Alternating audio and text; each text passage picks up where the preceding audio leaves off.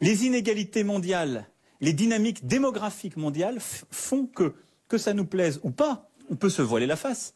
Les migrations sont là. Elles sont de pauvreté, elles sont alimentées par les réseaux d'ailleurs qui permettent de voir ce qui se passe ailleurs. Elles sont et seront de plus en plus climatiques. Nous sommes dans un monde de migration. Je ne crois pas du tout aux gens qui font des murs. Ça marche pas. Ça marche pas.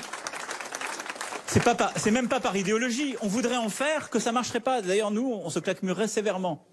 Donc la question, c'est comment on a une approche de ce phénomène en essayant de ne pas simplement jouer sur les peurs, mais de voir un peu plus loin.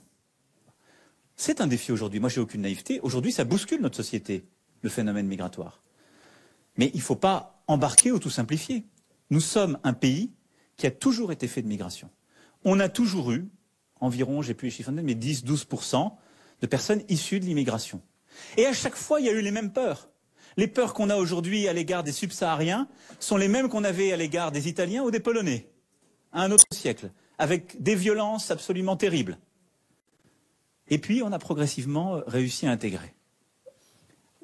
Pour moi, le cœur du défi français est aujourd'hui un défi d'intégration, beaucoup de choses étant d'ailleurs liées à ça dans notre discussion. Ensuite, sur le phénomène migratoire, on doit le tenir.